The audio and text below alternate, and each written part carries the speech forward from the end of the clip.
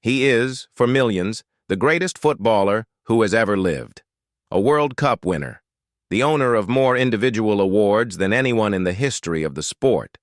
A small, quiet genius who made the impossible look like breathing. But when Lionel Messi was a boy, his dream was hanging by a single thread. Because his own body had betrayed him, doctors told his family the devastating truth. Their tiny, gifted son had a condition that meant he would barely grow. Without expensive treatment, he might never reach the size to play professional football at all. The family could not afford it. The greatest talent the world had ever seen was about to be stopped, not by a defender, but by biology. This is the story of how a boy who was told he would never grow became the giant of the game. Lionel Andres Messi was born in June 1987 in Rosario, a working-class city in Argentina. His family was ordinary and hard-working. His father, Jorge, worked in a steel factory. His mother, Celia, cleaned and worked part-time jobs. From the moment he could walk, there was a ball at Leo's feet.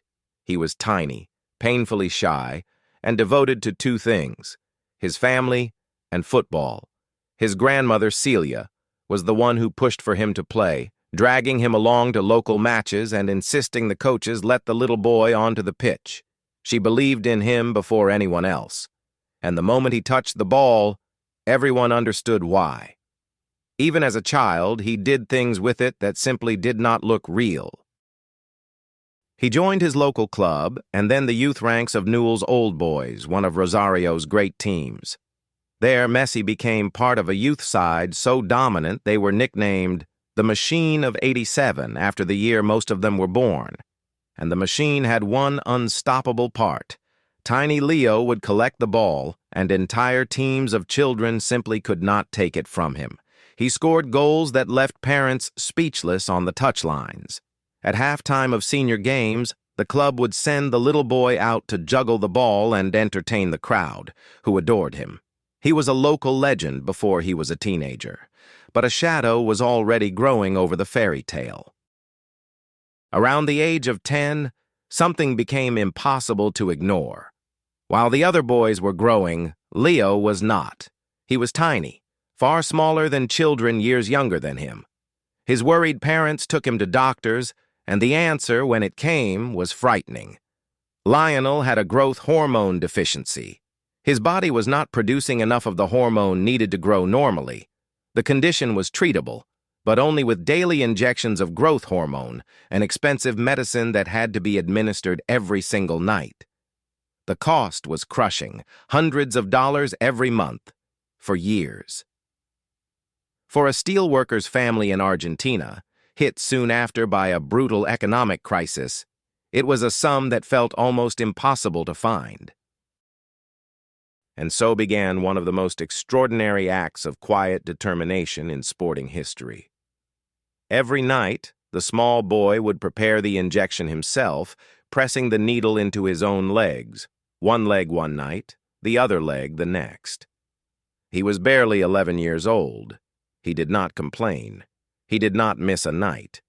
He understood, with a maturity far beyond his age, that this pain was the price of his dream. For a while, his football club helped pay, but the costs kept rising, and the support began to fall away. Argentine clubs that had the talent of a generation in their hands hesitated to keep paying for his medicine.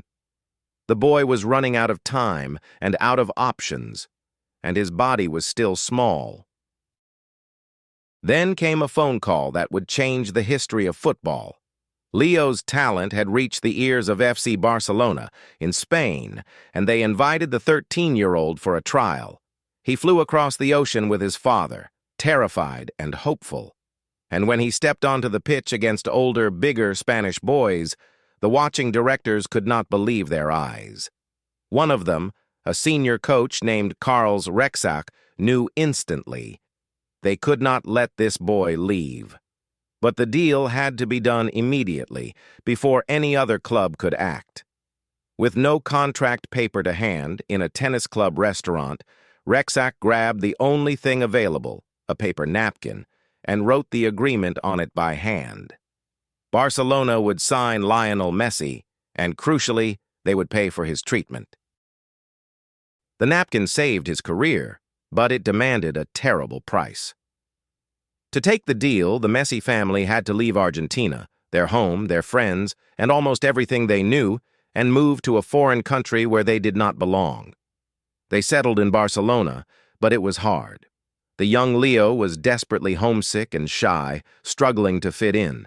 The pain grew so great that eventually his mother and his siblings moved back to Argentina, leaving Leo in Spain with only his father for company. He was a quiet, lonely boy in a strange land, carrying the weight of an entire family's sacrifice on his small shoulders. All he had to hold on to was the ball and the academy that would become his second home.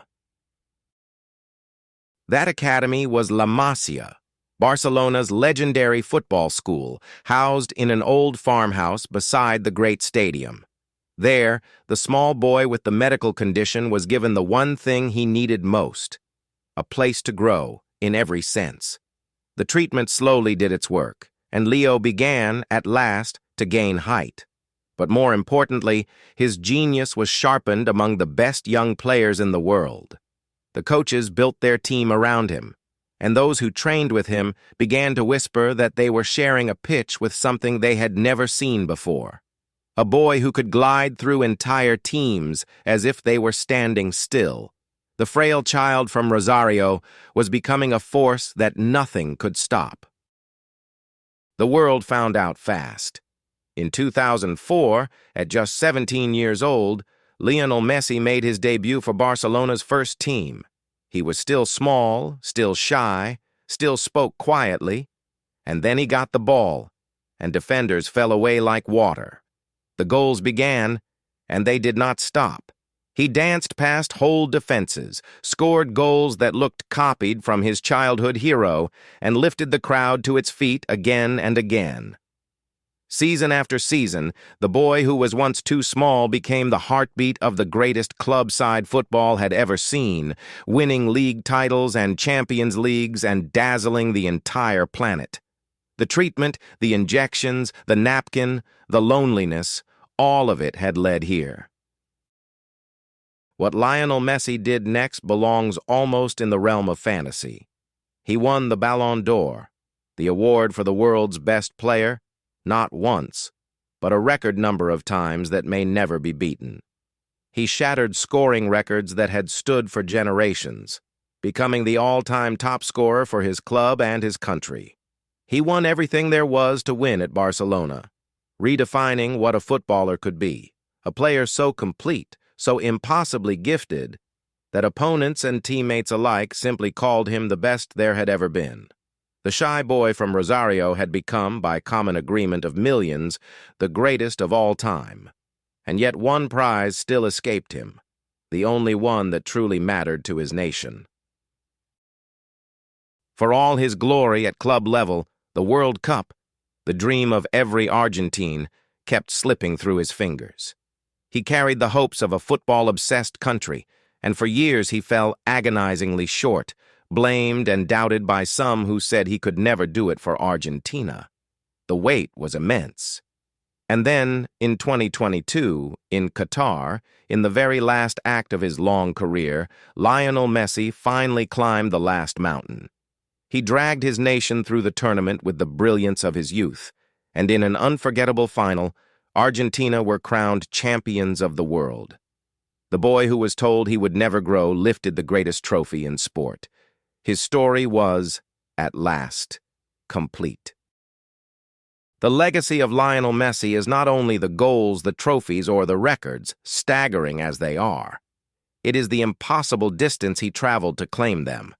A tiny, sickly boy from a steelworker's family, told by doctors that his body would hold him back, injecting himself in the legs every night just for a chance. A child who crossed an ocean and lost his family's daily presence to chase a dream written on a napkin. He did not have the height, the money, or the easy path. He had a ball, a quiet, unbreakable will, and a gift from somewhere beyond explanation. The greatest of all time was, once, the boy who could not grow, and he became a giant.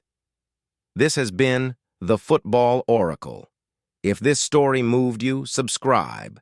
There are many more still to tell. Thank you for watching.